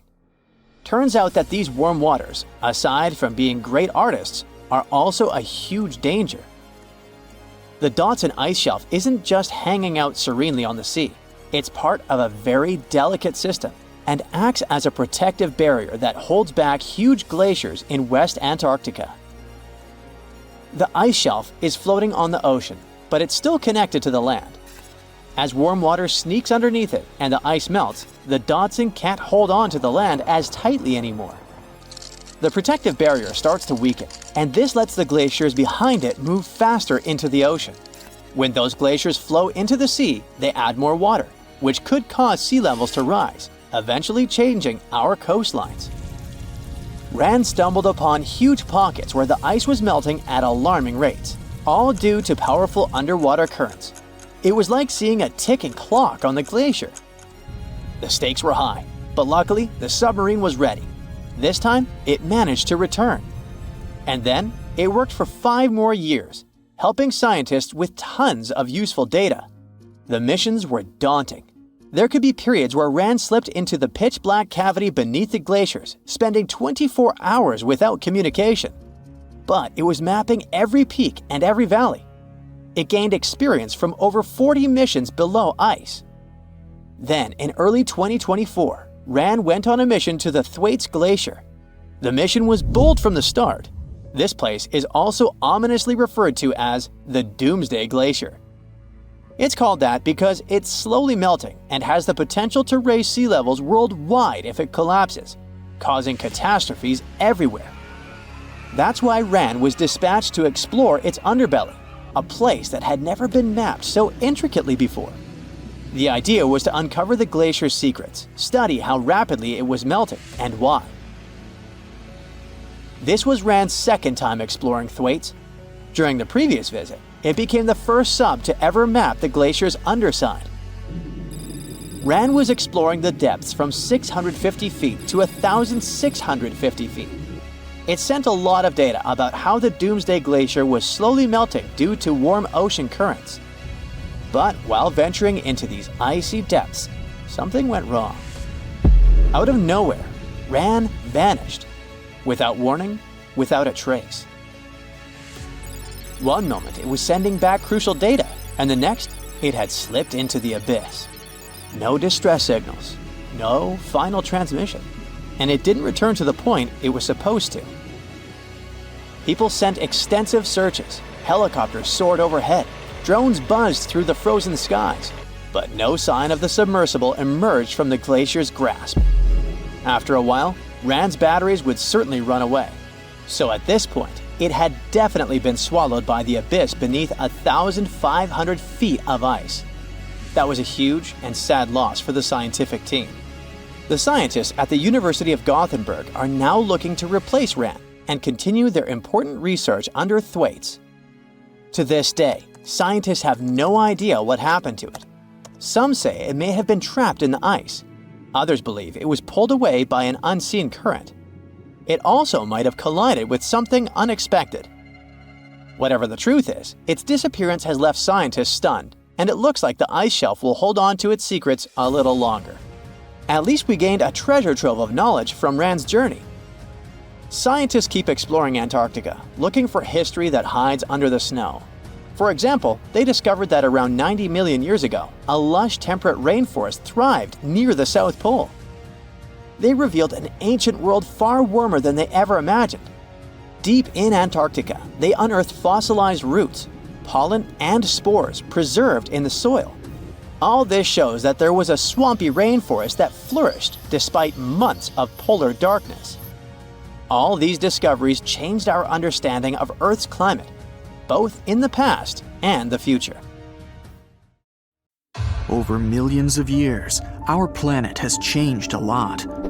Ice ages, shifting tectonic plates, global floods, meteorites. Whole species of animals have come and gone over millennia. At some point in all of this, we humans came along. Now imagine a place that was cut off from the rest of the world for 5.5 million years, possibly much more. A place that no human had ever set foot in before. In 1986, we finally found it, Movile Cave. You head to the airport and buy a ticket to Romania. Next, you rent a car and drive southeast. You're looking for Constanța County, right near the Black Sea. Your phone says you're there, so you stop the car and look around. You're in the middle of a deserted field, nothing but a wide, lifeless plain. Then, you see it. A hole in the ground. As you move closer, you realize it's a shaft that leads deep down into the Earth's crust. Before you descend into the darkness, you take a rope, a hard hat, a powerful flashlight, and an oxygen tank. Don't forget to wear your protective suit and oxygen mask. You climb down slowly and look around.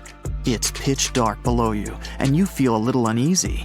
But something's off. The darkness. It's not cold. Warm air wafts up from the depths. Finally, you feel the ground under your feet.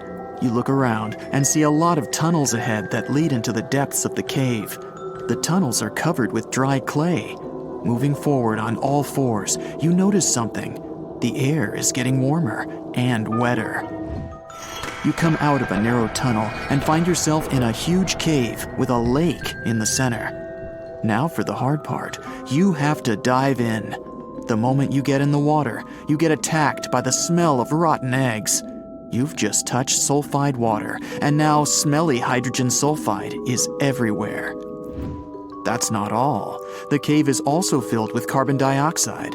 Normal fresh air on the surface is about 20% oxygen, But here, it's only 10%. Not enough for us to survive without our trusty oxygen tank. Still, all those other gases give you a nasty headache. You turn on your flashlight to full power and dive under. Somehow, you need to swim through these narrow underwater rifts. There are a lot of them. It looks like an underwater maze. You're a little worried, but your O2 tank is still pretty full. You squeeze through the rifts and finally find an open area. You freeze. From above, below, from all sides, you start to hear the sound of crawling creatures. The flashlight beam catches thousands of slippery, fast insects. This cave contains 48 species, 33 of which are completely new to us. Strange white snails crawl along the walls, and transparent shrimps, even small leeches, swim in the water. White centipedes with huge whiskers and transparent spiders shuffle around under your feet. There are even 2 species of scorpion, as if you weren't scared enough. Water scorpions, and another kind, as yet unidentified. It's not exactly your typical desert scorpion. Actually, nothing around here looks normal. All the creatures here are white or transparent. They don't have eyes, just long legs and whisker antennas that help them navigate in the watery darkness. It's a sci-fi director's paradise. You couldn't make this stuff up. The deeper you go into the cave, the less oxygen there is. Amazingly, there are even more small monsters running around. The air is all methane and carbon dioxide. These bizarre little things have never seen the sun, never been out of this cave. The spiders, scorpions, and leeches get hungry, right? They feed on smaller creatures, snails and worms. But what do the smallest creatures eat? Just then, you notice something very strange on the surface of the water. There's a gross white substance that looks like foam. You touch it carefully. It's like wet toilet paper, and it tears as soon as you touch it. But it's not foam or paper. It's billions of living organisms, bacteria, called autotrophs. These bacteria make food from carbon dioxide, but they don't make it from the air like plants or trees. They use water. It's called chemosynthesis. These tiny bacteria excrete their unused food, and bigger ones come along and eat it. Then the tiny snails and worms eat the big bacteria. A whole wacky, unique food cycle deep underground in a random cave in Romania. That's why you need that protective suit and mask. It's not just for your comfort and safety. Without the suit, you might accidentally leave behind some human bacteria from your skin or something. It could ruin the delicate balance of life in this underwater world. The underwater cave is too small and dangerous for expensive scientific equipment, so you grab a couple of samples of water, land, and air and get out of there as fast as possible. The cave hasn't been fully explored yet. The Romanian authorities don't allow just anyone to scuba dive on down there. Let's see in a few years. Who knows what else they'll find? You're back at your fancy lab, and you start to understand why that cave is such a big deal. The conditions in Movile are almost the same as in the first years of Earth's existence. Back then, our world was shielded from the sun by a dense atmosphere. It's actually possible that the microbes found in the cave are the same ones that were around way back when life began. These bacteria could turn out to be incredibly useful. They oxidize the dangerous gases, methane, and carbon dioxide. Basically, they make them harmless. Thanks, little guys. Movile Cave isn't the only extreme place on Earth where life still finds a way to survive and thrive. Picture the Eiffel Tower in Paris. Now imagine 10 of them on top of each other. Now imagine drilling down that deep. Got it? Life still goes on even this far down. There's almost no oxygen there. The pressure is insanely high, and it's hotter than the hottest desert. Welcome to the nematode empire. Nematodes are worms, and these wiggly dudes are tough as nails. When there's no air, no food, or it's just too hot, they transform. It's called the Dower stage. It's a state of stasis, of deep hibernation. the worm's metabolism slows way down. It's like they go to sleep for a long time and only wake up when there's enough air or food around, or when it gets cool enough. And you don't have to dig that deep to find these creatures. Nematodes are found all over the world. They live in hot springs, in deserts, high up in the mountains, in the harsh cold of Antarctica, inside animals, and even inside the human body. You don't have to travel to Mars to find out of this world scenery. There are places on Earth that look unreal. The Danakil Depression in Ethiopia is one of the hottest, driest, and most inaccessible places anywhere on Earth. It's a large desert that gets almost no rain, but there's still plenty of liquid around. It sits on 2 active volcanoes, so liquid hot magma often flows up from under the Earth's crust. There are also colorful lakes full of acidic water. The salt from the lakes reacts with volcanic minerals, making bizarre figures that look like the backdrop of a sci-fi movie. Toxic gases and chlorine vapors rise up from the lakes, making it one of the most dangerous places on Earth. You need a gas mask to survive, but life always finds a way. There are living things here, even in a lake so hot that the acidic water actually boils. Microbes live happily in the lakes and surrounding rocks. If something can survive here, who knows? You can find another tough survivor in the Lut Desert in Iran. They've just discovered a new and special kind of crustacean there. These creatures live in small lakes that appear from time to time thanks to desert rains. This species can survive for decades in dry sediments, just waiting for a tiny bit of water. So these are all very small life forms, but are you in the mood for some monsters? Scientists have just discovered them swimming in the waters off Antarctica. Massive sea spiders, huge starfish, transparent shrimp-like things. In 1 month, researchers found about 30,000 sea creatures, many of them never seen before. Who knows what else is down there? Look at those lush coniferous forests and tundra. What a wonderland. You may have mistakenly thought it's Canada, but it's not. It's Antarctica, about 34 million years ago. So what makes Antarctica this frigid today? It turns out a mix of dropping carbon dioxide levels and some tectonic shuffle played a huge role in transforming this ice-free paradise into the frozen continent we know now. About 50 million years ago, CO2 concentrations were sky high, strutting around at around 1,000 to 2,000 parts per million.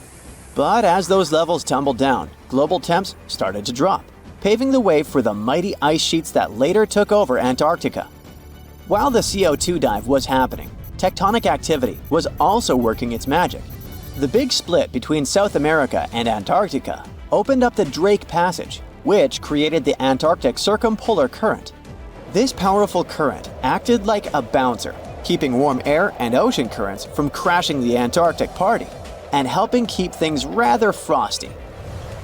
If you mix up Australia and Antarctica, you're not that wrong. These 2 continents used to be one. If you mix up Austria and Australia, it's much worse. By the way, don't fall for the internet myths and memes. There's no help desk in Austria specifically for people who intended to fly to Australia. Now, look at this magnificent Australian pink beach. It's precious, and not in a figurative sense. Those mysterious pinkish sands are actually garnet, and it's widely used in jewelry. Geologists studied those sands and came to the conclusion that the garnet contained there is older than local mountains. That doesn't make sense, right? In fact, it does. You see, Australia didn't used to be this very detached continent as it is now. Many millions of years ago, Australia and Antarctica were part of the supercontinent Gondwana, and glacial erosion released the garnet, which eventually made its way to the beach. These sands formed when South Australia was flat and chill, long before the mountains appeared. Most garnet gets washed away, but this batch has a rich history, tracing back to glacial rocks in the Transantarctic Mountains. So this pink sand comes from an ancient mountain range hidden under Antarctic ice. Not only does Antarctica ice hide gems like garnet, if you look harder, you might find entire buildings. Sounds insane, but this is exactly what a British explorer did. His name is Chris Brown, and he uncovered an entire building beneath the ice.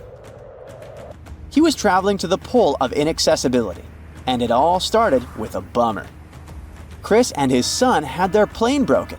Suddenly, they spotted a lone bust peeking out of the snow. This place was an old meteorological station.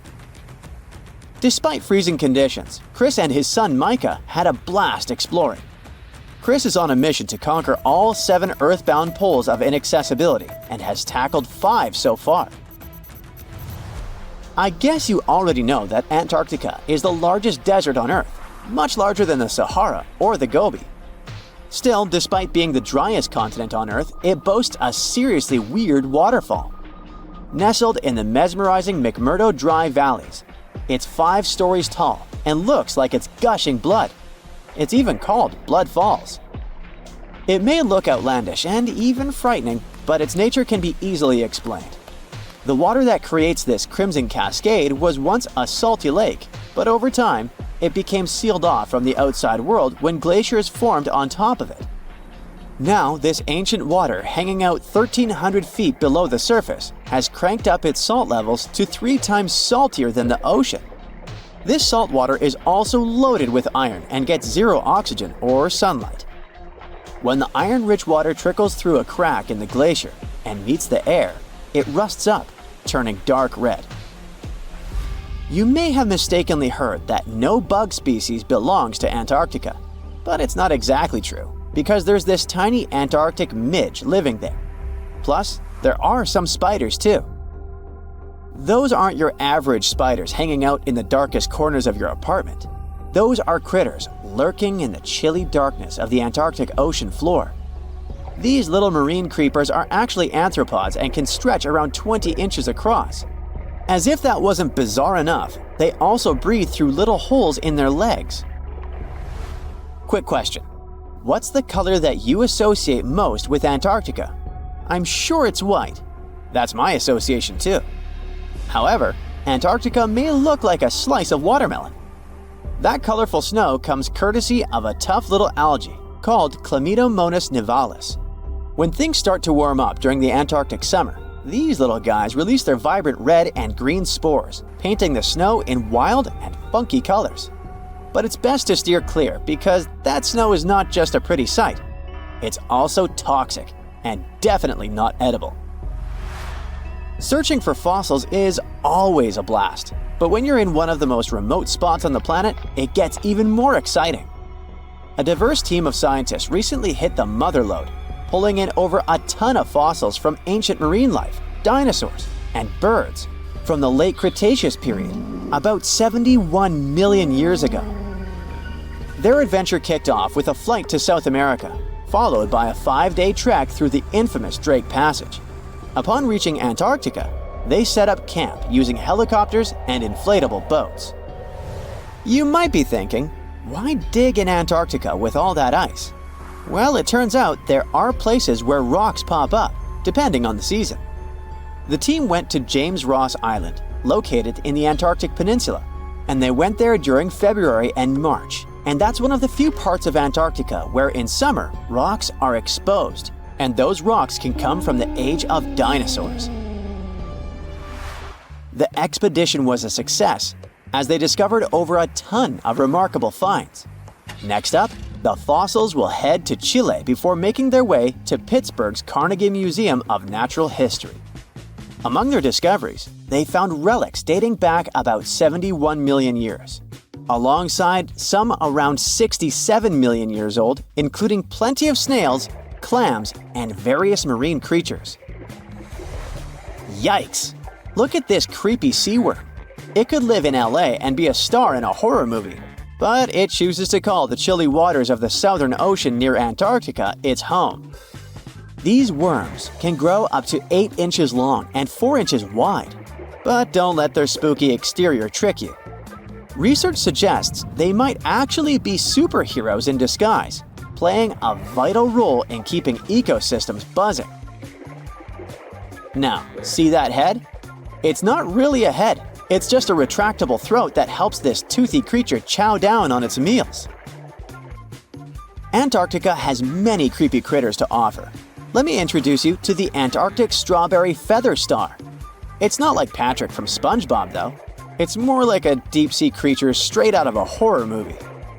Picture this: 20 wiggly arms, some stretching up to 8 inches, all decked out with these bizarre little bumps. Yikes indeed. Back in 2014, scientists buried 34 seismic monitors in the snow on the Ross Ice Shelf, which is huge. Think of it as an ice slab the size of Texas, just chilling over the Southern Ocean. These clever little machines picked up a nearly non-stop buzzing. Even though our human ears usually can't catch these low-frequency sounds, scientists have worked their magic and made them audible for us. They even shared the creepy audio online. A glaciologist from the University of Chicago says that if you could hear this vibration, it'd sound like a swarm of cicadas taking over the backyard in late summer. But these glacier explorers weren't trying to capture spooky tunes. They're actually on a mission to monitor the Ross Ice Shelf because things are heating up, literally, and the ice is melting faster than ice cream on a hot day. Ice shelves are like Earth's safety plugs, keeping all that massive ice from surging into the ocean. So what exactly is making all that noise? It's likely just strong winds whipping across ice dunes, creating a kind of natural vibration. Discovering hidden places on our planet is extremely exciting. Today, I'm taking you on a trip that you aren't going to forget anytime soon. But suit up, this is about to get very cold. You hop on a plane and land on the ice-covered island of Greenland. An unbelievable view of the Aurora Borealis, aka the Northern Lights, is greeting you. You can't believe your eyes. Your guide tells you how rare this phenomenon is. Usually, people spend days trying to hunt it down. You feel lucky and take your time to appreciate these beautiful dancing greenish lights. You're glad you brought your camera along, aren't you? Between clicks, you learn that the Aurora Borealis is the result of some rather rough events. This spectacular light show occurs when energy particles from the sun slam into Earth's upper atmosphere. On day 2, you continue to explore the place by air. This may not come as a surprise, but Greenland is one of the world's largest islands. This time, on board a helicopter, you can see the infinite icy landscape. In case you're curious, you're now flying over 656,000 square miles of thick ice. Oh, what's that down there? It looks like a family of polar bears. You don't want to get too close, of course. The conditions in Greenland might be too tough for people to live there, but some animal species do very well in this land of ice. Those are reindeer, wolves, and Arctic foxes. On your way to Greenland, you probably made a pit stop in Copenhagen. Denmark is one of the few countries that have commercial flights to Greenland. You didn't know this before, but you find out that the island is actually part of the Kingdom of Denmark. On a map, it's right between the Arctic and Atlantic Oceans. You're lucky to have a local pilot that tells you about the secrets hidden in this scenery. Under this 2-mile thick white surface, there's an entirely different world. A world filled with canyons, meteor-carved craters, and millennia-old plant fossils. You are beyond excited to go visit one of these spots, but of course, you'll have to use your imagination, as all of it is hidden under ice. Believe it or not, nearly 80% of the island's surface is covered with it. The first stop on your tour is Greenland's Grand Canyon. You land not far from it, somewhere in the northern part of the island. You may know that canyons are deep, narrow valleys with steep sides, but I bet you didn't know that the word canyon actually comes from the Spanish word cañón, which means tube or pipe. Now, this Grand Canyon has some similarities with the one in the US. First of all, in size. It's at least 460 miles long and up to 2,600 feet deep in some places. There's a true subglacial valley down there, and if you're wondering how this happened, well, the canyon had probably been formed by a river that had been flowing through Greenland before the ice took over. Oh yeah, Greenland hasn't always been covered with ice. It was once green, no pun intended. Many other icy places on Earth, such as Antarctica, were once covered in greenery. Scientists have figured out that in the past, Greenland was mostly ice-free. With the help of airborne radar, they made amazing discoveries. By the way, ice is invisible to radar technology. If you have trouble believing it, try putting an ice cube inside your microwave. It won't melt or heat up. A recent discovery of fossilized plants allowed researchers to estimate that Greenland used to be much warmer than they could imagine. 2021 research conducted by the University of Vermont found fossils of twigs and leaves, which left researchers very confused. They expected to discover sand and rocks in the deepest layer of ice, but instead, they found some clear proof of rich flora. Judging by what you've seen of the landscape, it's hard to believe that forests were once growing here. Today, you'll find some tundra vegetation on the coastal part of the island, and that's pretty much it. But according to the genetic material found in these fossilized plants, researchers believe the island used to be much greener. It's very likely that there were insect-filled forests with butterflies and beetles flying around, and the average temperature on the island varied from 50 degrees Fahrenheit in the summer to 1 degrees Fahrenheit in the winter. NASA's Operation Icebridge has flown over Greenland more than 100 times. This has allowed researchers to create 3D maps of the island and figure out the age of each layer of ice in Greenland's ice sheet. Ice sheets can help answer many scientific questions as they form over the span of thousands of years. They're layers of snow on top of more snow. The snow gets compacted into ice, which in turn creates what we call an ice sheet. Remember those fossils we were talking about? They're believed to be from the Eemian period, which was 130,000 to 115,000 years ago. According to the groundbreaking 3D footage from NASA, we can see 3 distinct climate periods within the ice sheet. The uppermost layer is quite flat and uniform. If you decided to dig deeper, you'd find the layer formed during the last ice age. It's more complex and rugged. The ice there is darker than what you see on the surface. If you let your mind wander, you can picture what this part of the world looked like when mammoths were roaming around. If you kept digging, you'd eventually find leftover ice from the Eemian period I've told you about. Now, canyons aren't the only unusual thing found under ice. If you could sneak a peek under all those layers of snow, you'd see an impressive mountain range and also plunging fjords. In 2017, scientists created a map that showed what Greenland had looked like without all that ice. There was a bowl-like depression in the middle of the enormous island. This depression was most likely an ancient lake. Around it, there was a circle of coastal mountain ranges. This scenery probably resembled the landscapes of modern Patagonia. Big mountains with snowy tops surrounding crystalline lakes. This ancient lake in Greenland is a wonder on its own. Imagine a pit the size of Rhode Island and Delaware put together. The lake is believed to have covered over 2,700 square miles, and back in the day, it was fed by at least 18 different streams. These crystalline blue waters were surely very inviting, and freezing of course.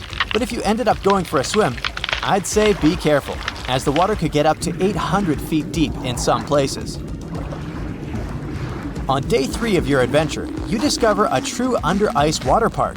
While you're wandering around the ice-covered island, your guide tells you to be mindful of the cracks in the surface. These cracks are responsible for the modern-day aqua lounge going on down there. Meltwater and rainwater flow down the cracks in the ice all the way down to the riverbeds. This forms a landscape of jewel-like lakes and streams filled with crystalline water. Researchers estimate that about 60 small under-ice lakes exist there. And yes, they're actual lakes. Perhaps one of the most impressive hidden features on this island is a meteor crater. Under the Hiawatha Glacier, you can find a 19-mile-wide impact crater, big enough to swallow the city of Washington. Apparently, a mile-wide iron asteroid struck Earth's atmosphere within the past 100,000 years and chose Greenland as its landing point. If anyone had been around to see it, they'd have witnessed a real show, a white glowing fireball cutting through the sky. Scientists speculate that if it had landed on an ice sheet, it certainly vaporized both water and stone. Someone standing hundreds of miles from the impact site would have heard a deafening thunderclap and experienced hurricane-force winds. But it actually makes sense. The approximate speed of meteors entering Earth's atmosphere is 45,000 miles per hour. For comparison, That is 2.5 times the speed of a spaceship. It's bound to make some noise and leave a huge crater in the ground. The Javari Valley in Brazil is an untouched jungled area of 33,000 square miles, slightly larger than Austria.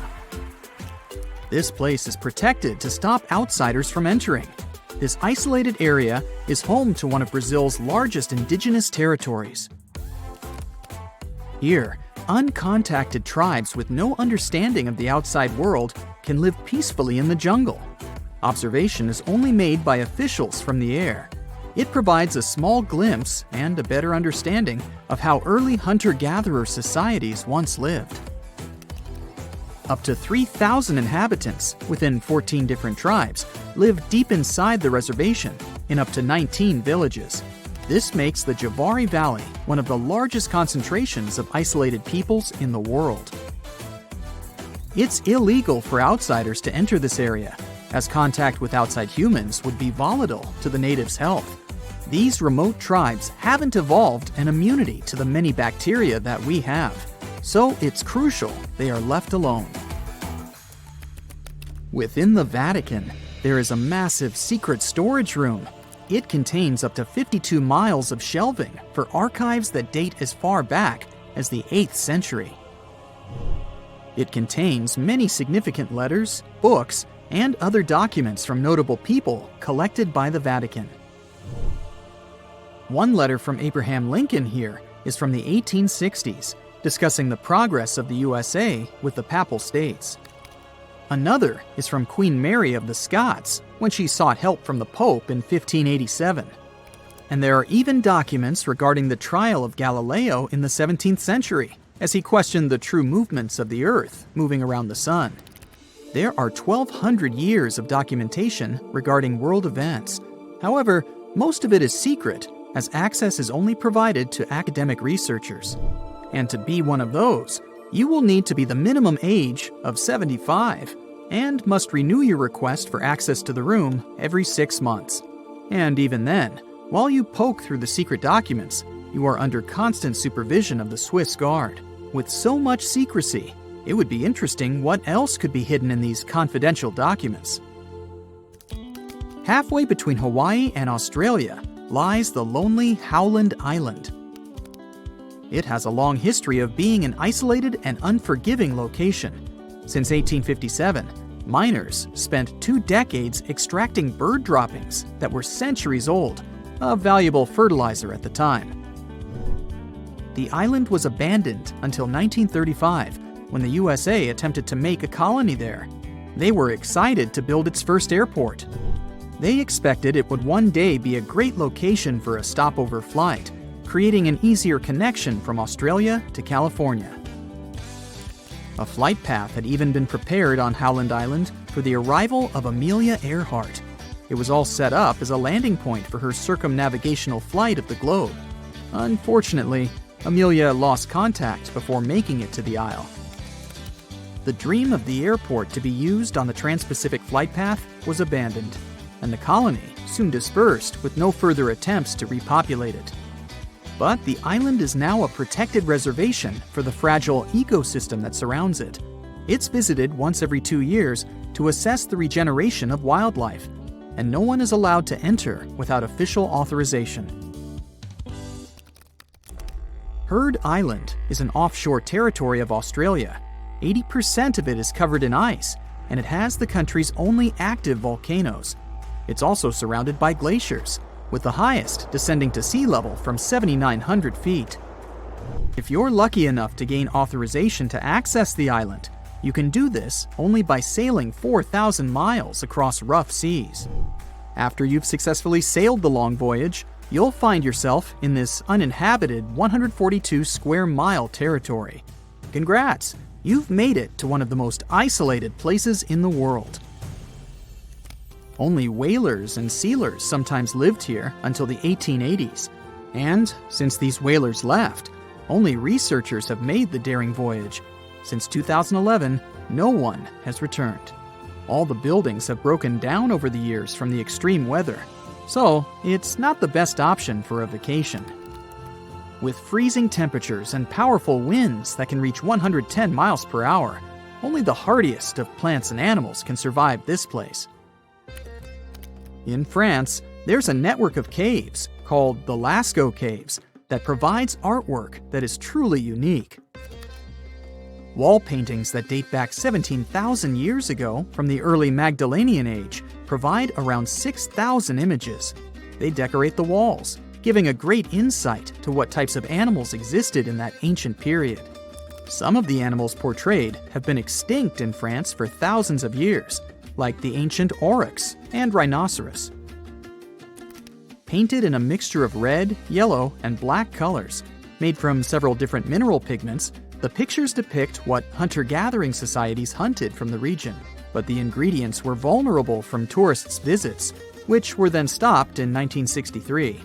The carbon dioxide from the visitors' breath and presence of light caused lichens, crystals, and molds to appear in the caves, which provided potential damage to the minerals of the paintings. These caves are now heavily restricted for entry, but replicas of the paintings have been made available to provide a similar experience. Canada is the second largest country in the world, although the northwestern part is mostly unpopulated. One island in this area, Devon Island, is the largest uninhabited island on the planet. It covers a massive area of 12,000 square miles, almost the same size as Croatia. People struggled to live in this desolate land. The Inuits tried for a while, but even they decided to give up on this unforgiving land in the 1930s. With low precipitation on the island, harsh winds, and freezing temperatures, it can only support microclimates of vegetation. Settlements were also abandoned in 1951, since they weren't economically viable with the limited resources Devon Island had to offer. However, today, due to its similarities with Mars, scientists make the difficult journey to research the island. The environment is very difficult to live in, with its poor terrain, freezing temperatures, and isolation. So, it's become a perfect match for NASA to test equipment and crew for future missions to Mars, the Moon, and even asteroids. Halfway between the North Pole and the northern coast of Norway sits the Svalbard archipelago. This isolated island is covered by snowy tundra. It's virtually unlivable here, but as you make the long journey, trekking through the snow, you might be lucky to reach the Svalbard Vault, poking out of a mountain. After accessing its daunting entrance, you follow through a long tunnel deeper into the mountain. You can hear constant noises from the cooling system all around you. This is to make sure the temperature is at a cool negative 0.4 degrees Fahrenheit, perfect for the contents it's preserving. As you reach the end of the tunnel, you enter the Svalbard Global Seed Vault. This is basically a safety deposit box holding the world's largest collection of agricultural biodiversity. Since its opening in 2008, 13,000 years of agricultural history have been accumulated, with over 1 million separate distinct crop samples stored here. The purpose of the vault is to provide a backup against any accidental loss of crops throughout the world. The 148 countries who deposited into the vault can withdraw when they need to. However, it is heavily restricted, with only authorized personnel accessing the seeds within. In Brazil, there's an island just 21 miles from the coast. It's one of the most dangerous islands in the world. Filled with a lot of snakes, it's aptly named Snake Island. Golden lancehead snakes became marooned on this island when it separated from the mainland during the last ice age. From their isolation, they adapted to their surroundings, growing in numbers, and their venom becoming more potent with whatever prey they could find. Their venom is up to 5 times more powerful than their mainland cousins. And with the island the size of only 43 hectares, it's home to 4,000 venomous snakes. That's at least 1 snake per square foot. The island is restricted due to the highly venomous residents. Only officials and researchers observing the snakes are allowed access. But if you happen to be sailing by and your boat sinks, there's a number to call just in case. Just don't leave the beach.